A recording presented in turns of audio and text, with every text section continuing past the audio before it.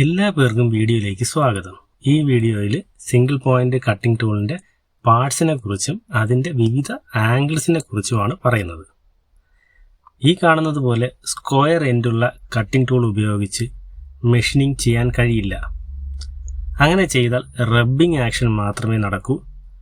ഇതിന്റെ ഷേപ്പിൽ കുറച്ച് മാറ്റങ്ങൾ വരുത്തിയാൽ മാത്രമേ ടൂളിന് വർക്കിലേക്ക് ഹാർഡ്ലി പെനട്രേറ്റ് ചെയ്യാൻ കഴിയൂ.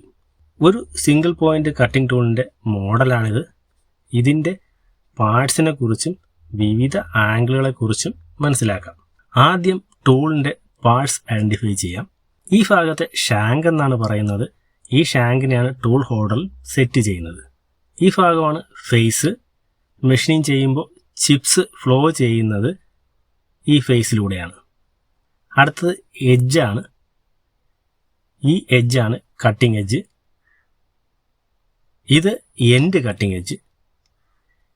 ഈ പോയിന്റിനെ ടൂൾ നോസ് എന്ന് പറയുന്നു. ഇവിടെ ഒരു റേഡിയസ് ഉണ്ട്, അതാണ് ടൂൾ നോസ് റേഡിയസ്. ടൂളിന്റെ ഈ സൈഡിനെ ഫ്ലാങ്ക് എന്നാണ് വിളിക്കുന്നത്. താഴെയുള്ള ഈ ഭാഗത്തെ ബേസ് എന്നും പറയുന്നു.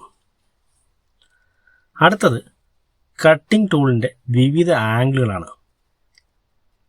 ആദ്യത്തേത് സൈഡ് കട്ടിംഗ് എഡ്ജ് ആംഗിളാണ്. ഈ കാണുന്നതാണ് സൈഡ് കട്ടിംഗ് എഡ്ജ് ആംഗിൾ. ഇതിനെ അപ്രോച്ച് ആംഗിൾ എന്നും വിളിക്കാറുണ്ട്.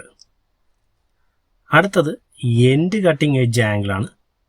ഇതിനെ ട്രയൽ ആംഗിൾ എന്ന് പറയാറുണ്ട്. ഇനി വരുന്നത് ടോപ്പ് റേക്ക് ആംഗിൾ അഥവാ ബാക്ക് റേക്ക് ആംഗിളാണ്.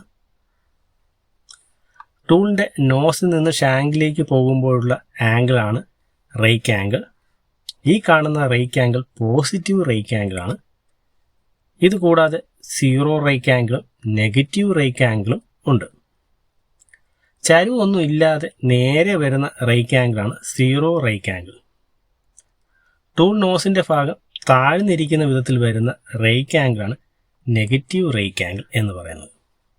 അടുത്തത് സൈഡ് റേക്ക് ആംഗിളാണ്. ബാക്ക് റേക്ക് ആംഗിളിനോടൊപ്പം കട്ടിംഗ് എഡ്ജ് ഉയർന്നു നിൽക്കുന്ന വിധത്തിൽ ഫേസ് ചരിഞ്ഞു നിൽക്കുന്ന ആംഗിളാണ് സൈഡ് റേക്ക് ആംഗിൾ എന്ന് പറയുന്നത്. സൈഡ് റേക്ക് ആംഗിൾ ചിപ്സിനെ കട്ടിംഗ് എഡ്ജിൽ നിന്ന് ടൂൾ ഫേസിലൂടെ ഈസി ആയിട്ട് ഫ്ലോ ചെയ്യുന്നതിന് സഹായിക്കുന്നു. അടുത്തത് വെഡ്ജ് ആംഗിളാണ്. ഈ കാണുന്നതാണ് wedge angle. Next front clearance angle. ഈ കാണുന്നതാണ് ഫ്രണ്ട് ക്ലിയറൻസ് ആംഗിൾ എന്ന് പറയുന്നത്.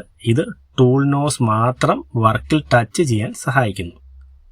ടൂളും വർക്കും തമ്മിലുള്ള റബ്ബിംഗ് ആക്ഷൻ ഒഴിവാക്കാൻ ഫ്രണ്ട് ക്ലിയറൻസ് ആംഗിൾ സഹായിക്കുന്നു. Next side clearance angle. ഇതാണ് സൈഡ് ക്ലിയറൻസ് ആംഗിൾ. കട്ടിംഗ് എഡ്ജിന്റെ പിറകു വശം വർക്കിൽ റബ്ബ് ചെയ്യാതിരിക്കാൻ ഈ ആംഗിൾ സഹായിക്കുന്നു. നെക്സ്റ്റ് പോയിന്റ് ആംഗിൾ അഥവാ ലിപ്പ് ആംഗിൾ. ഈ കാണുന്നതാണ് പോയിന്റ് ആംഗിൾ അഥവാ ലിപ്പ് ആംഗിൾ എന്ന് പറയുന്നത്.